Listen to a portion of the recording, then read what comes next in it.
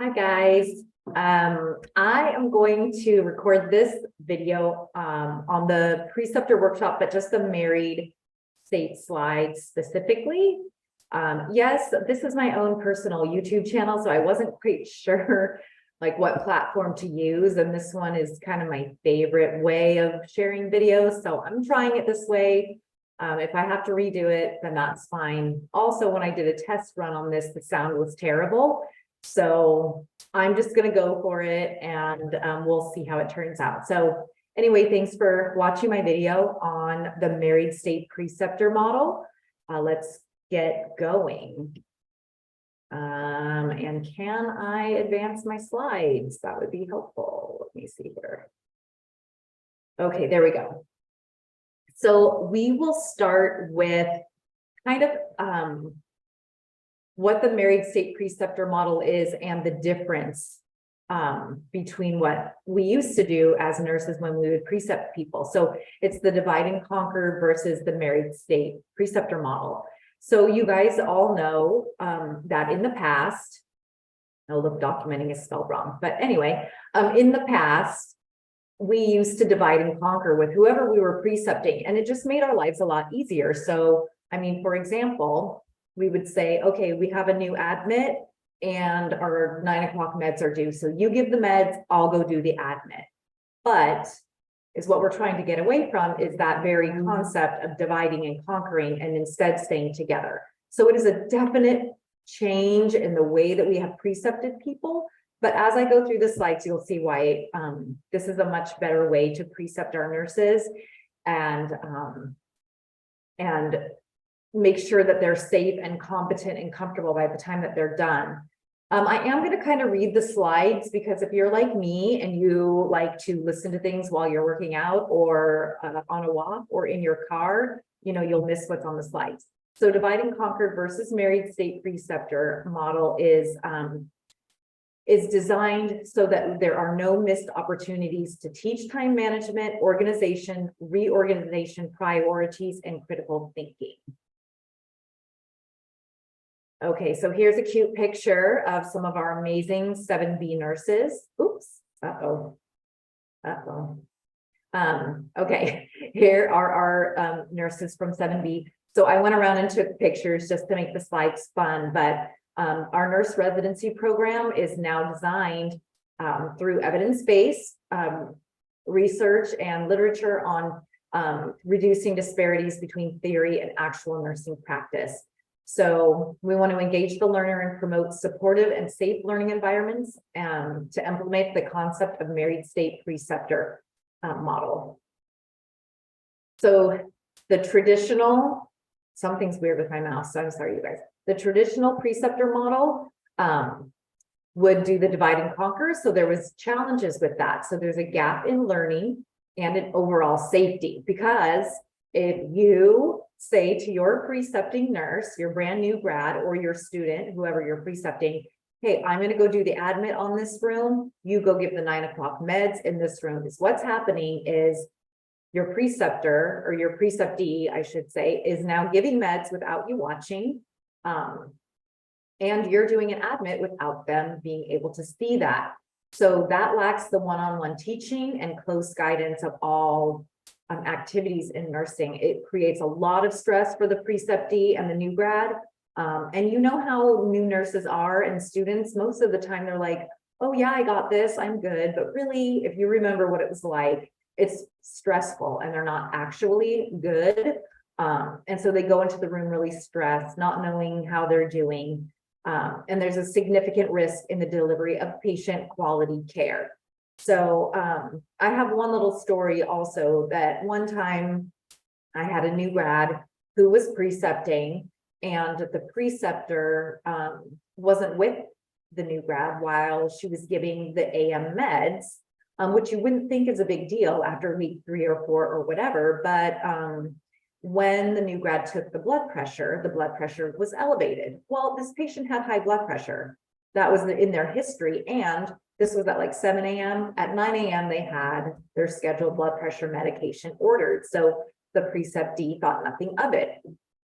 Later on in the day, the preceptor went to check the chart and noticed that the blood pressure that had been documented was above the parameters of a PRN blood pressure medication that had been ordered by the doctor, and the preceptee was unaware of it, and that got missed. So the patient ended up being fine. The preceptee, though, felt terrible, and the preceptor felt, kind of upset or angry, just due to the fact that a med error had been made. So if they had been in the married state and the preceptor had been with the preceptee in the room, it would have been caught real time. The stress level would have gone down. There wouldn't have been any risk to the patient, and it just would have gone a lot better for everyone. So the conceptual basis of the married state preceptor model is that you work together. So if you work on a unit where you have 4 patients, so I know, I had like timed this earlier, so we're just going to struggle through this, you guys. I'm sorry. So the advantage of a married state preceptor model is that the nurse and the preceptor do everything together from the beginning. So if you're on a unit where you have 4 patients, you do all 4 patients together, and is what happens over time is the preceptee gains tasks, not patients. So for example, on the first day, you may just have your new grad or your precepting student follow you and watch what you do and how you do it. How do you scan the meds? How do you scan the ID band? How do you ask this? How do you do this?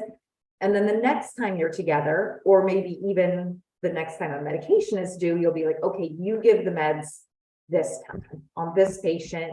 And over time you add tasks so that at the end of a certain period of time, which we'll go over, now the preceptee is doing the majority of the tasks while you're watching over them. So this provides appropriate learning opportunities, safe experiences for both the learner and the patient.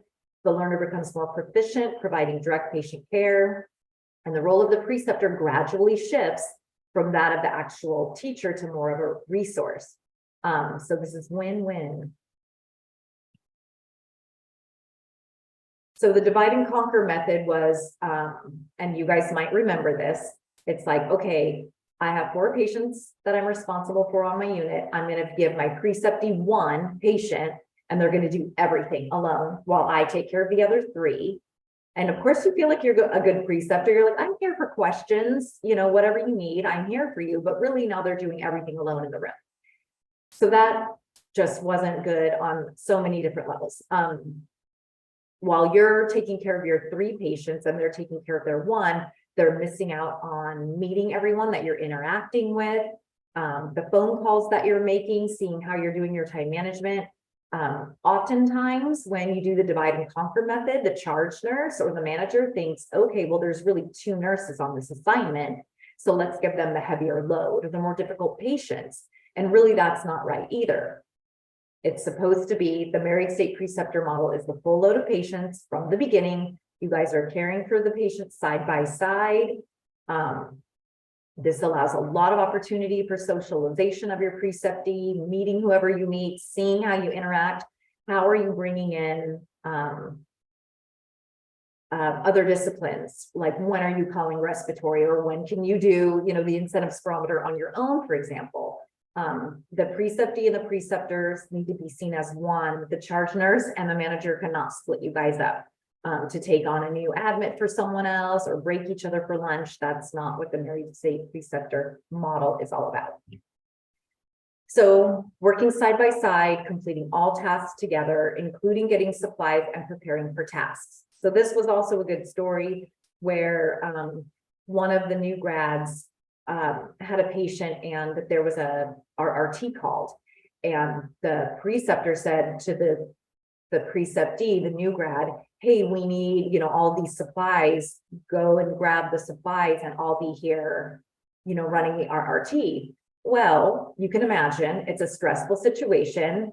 Anxiety is high. And now the new grad is sent to the supply room where they don't know where all the supplies are. They can't find everything that they need. And all the while they're missing what's going on in the room. So you have to go together. Don't think of your preceptee as a separate person who can go and do things for you. or for the patient without you. The new grad nurse needs to practice to safely care for this complete patient load from the beginning. I have done this married state preceptor model at another hospital where I was an educator, and it did take a while, but the nurses orienting the new grads really saw the benefit of doing it this way.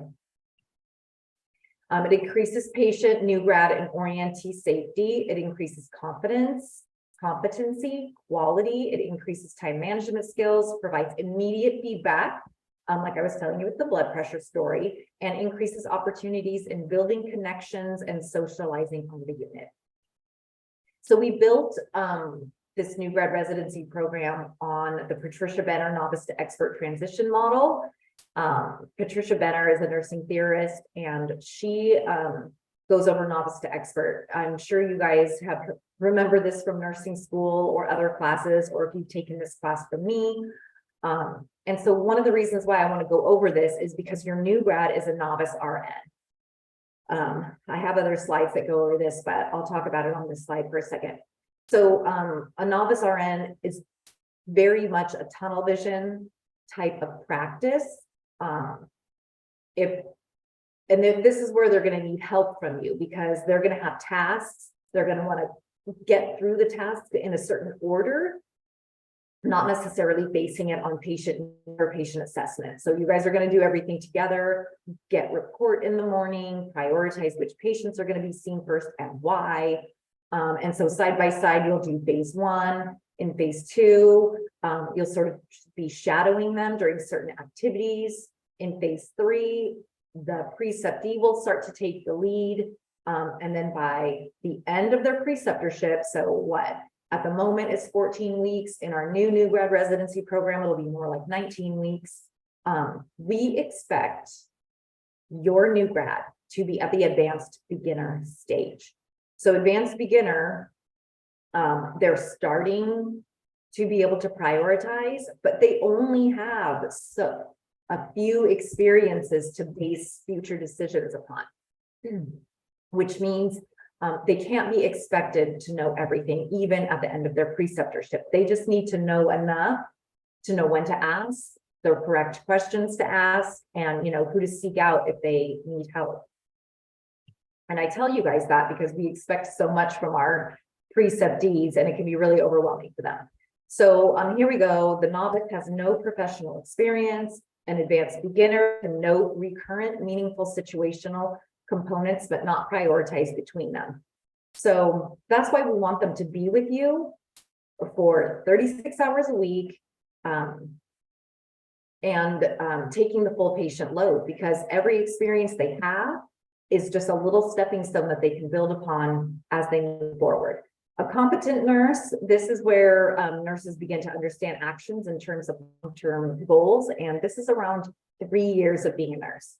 A proficient nurse perceives situations as a whole rather than in terms of aspects, and an expert has an intuitive grasp of the situation and zeroes in on the accurate region of the problem. So I go through these in a lot more depth should I have time, but I'm worried about uploading this video to YouTube, and I don't want it to be too long. So, but look into those, all the different levels from Patricia Benner.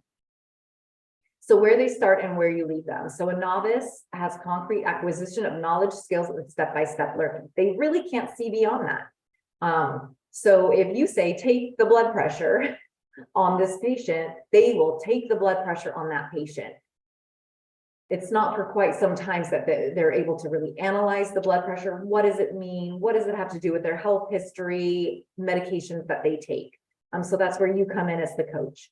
Advanced beginner, this is where we're going to leave them. So they have marginally acceptable performance. You've got to remember that.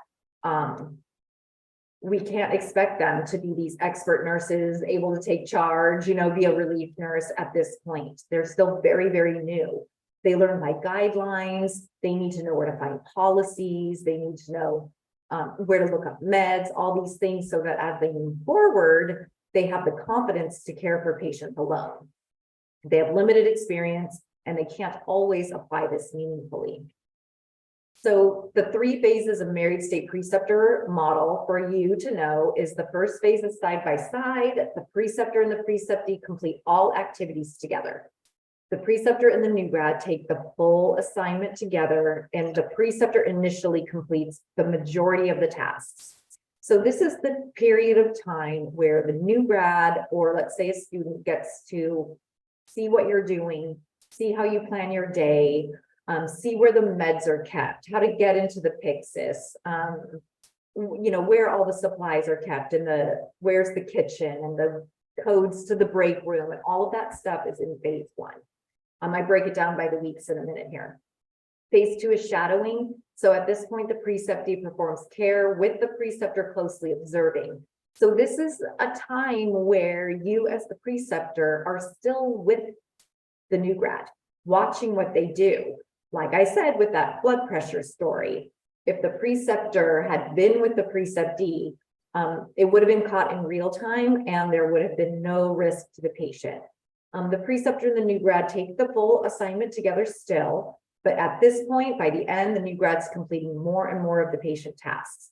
The new grad begins to assume the coordination of care role. So now they're calling people, they're organizing the next steps with you right there, helping them make these decisions. And then in phase 3, they're the frontline nurse. So now, I think I have another slide that breaks this down further, but the preceptee is in the front line performing all aspects of care while you are in the background for help as needed. So, but this doesn't mean that you're sitting at the nurse's station all day while they're taking care of the patients. You're still going in the room with them so that you can see, are they actually doing things correctly? Because a really hard thing for not only you, but your unit and the new grad is that if, say, in the last week of their preceptorship, or even after they're off preceptorship, all of a sudden it's like this nurse isn't ready to be on their own, or they're having unsafe behaviors, but it should have been seen throughout the preceptorship, but oftentimes it's not, because the preceptor really trusts the new grad, and to no fault of anyone's, the new grad just wasn't being watched, and so it wasn't caught. So stay together even through this period of time. So phase 1 side by side is week 1 through 4. In this phase, when you guys are side by side, and at this point you, the preceptor, are doing a lot of the tasks and slowly delegating tasks to your new grad, but this develops open communication. It orients the new grad to the unit, facilitates introductions to all the team members. You're going to ask the new grad open-ended questions like, who should we see first? What's our priority patient? And let them sort of think through these things. You can show them how to chart in Cerner. They do get orientation to Cerner, but it's 2 days. And if they've never used Cerner, it's super overwhelming. So let them watch you do your charting so they can see where things are kept in Cerner. At this point also, you're the role model and the standard of care. So whatever you want out of your new grad or your students is what you need to show them. So just be the nurse that you want to have your back someday when they're off orientation. Demonstrates the spirit of clinical inquiry, establishes a safe word. What this means is that in weeks 1 through 4, you and your preceptee are going to have a safe word, which just means a word that the patient doesn't understand, means you need to stop now, I'll take over. Something of that nature. So, you could even say something as simple as I don't know, I'm just going to use a random example, but do you want to get pizza for lunch today? And then the preceptee will look at you and be like, okay. And the patient won't know that the preceptee was just about to mess up. And you can just take over, and then you can talk about it later away from the patient, of course. So during this phase, in phase 1, you want to ensure the ID badge, AccuDose, Cerner functions are working. Check and see that their assignments in pathways are being done. Complete the unit orientation checklist. That should be done by the charge nurse during I think it's the first week, or the first week after new employee orientation on the unit. They really need a lot of help with teams and benefits. So if you can help them with that, that would be great. Clinical experiences are led by you, the preceptor, starting their shift with enough information to begin report, increase how many patients they are documenting on, have them pass meds on more patients, and show them how to do skills and walk them through the skills the first time. Let's see, what's different on this one. By the end of phase 1, so by the end of week 4, they'll start to manage the phone. They can document on 3/4 of the patients, pass all the patient medications. They can participate in shift report, giving report on at least half of the patients, have them practice with you beforehand. They can completely manage the Alaris pump for primary and secondary IVs, and they can seek help from the educator if they're having problems with that. We do skills day with them before they get to the floor. And then they have to complete 30% of their competencies. I'm looking to see how many minutes I've been recording. I don't know, but okay. Closely supervises the patient care activities as a new grad, performs more and more tasks with minimal prompting. You have to coach the new grad in critical thinking, prioritizations, and problem solving. The nursing duties that you'll perform together in phase 2 are handoff report, patient assessment, medication administration, nursing procedures, documentation, and you have to take lunch at the same time. There's no breaking each other. I know what it's like to be a preceptor. It's super exhausting, and sometimes you just want to like go off on lunch and have lunch with, you know, your friends on the unit, or be alone and call your family and all of this stuff. But as much as you can, when these new nurses are here, eat lunch with them, because they feel really, really out of place and nervous and scared. And if they don't feel welcome for lunch breaks, that can be hard for them too. So milestones by the end of phase 2. So at the end of 8 weeks, they're documenting on all the patients, they're completing all the med passes, they're communicating and coordinating care with our interprofessional team. There's a system in place to report on Cerner, reassessments of pain, phone calls, and labs. So they should be doing all of that. They should start updating their care plans earlier in the shift. Really review care plans with the new grads, because that is something that is covered in the Cerner training, but it's so in depth. I mean, it's not as in depth as it needs to be for what you guys do. So do review care plans with them every shift. They should be giving and receiving shift reports on all the patients. So check and see that their competencies are checked off. At this point, if you're watching this video right now, we're going to be transitioning to Canvas. And while I know the Canvas training sounded pretty overwhelming, it should be pretty easy once you guys get the hang of it. And you don't have to worry about paper anymore. You just go into Canvas and do the checklist in there. Mid phase 2 in weeks 5 through 8 is when you take your name off of the whiteboard and only have the preceptee's name on the whiteboard. Believe me, this is an exciting moment for them when they see their name as the nurse instead of yours. And it actually is like a big moment for them. They perform admits and discharges. They start the day with the new grad and the preceptor having the phone. The new grad enters the room first at this point and introduces themselves, and then they introduce you. So they're starting to take the lead at the end of the 5 to 8 weeks. And then the phase 3 frontline weeks 8 through 12, the preceptor serves as a resource to the new grad, and the new grad is completing most of the patient assignment by themselves.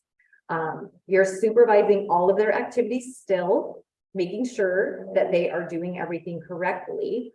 I feel like this is a really critical period of time where things get missed because the preceptor is trusting the new grad when they may not be ready to be trusted.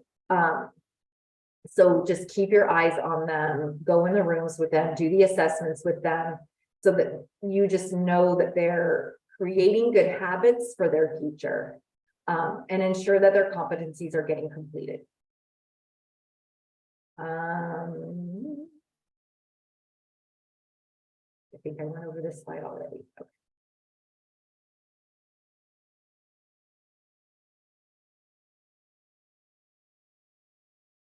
Okay, so letting go. Tips to recognize when your preceptees are ready to go. So proves that he or she will not miss important items in Cerner or in patient care.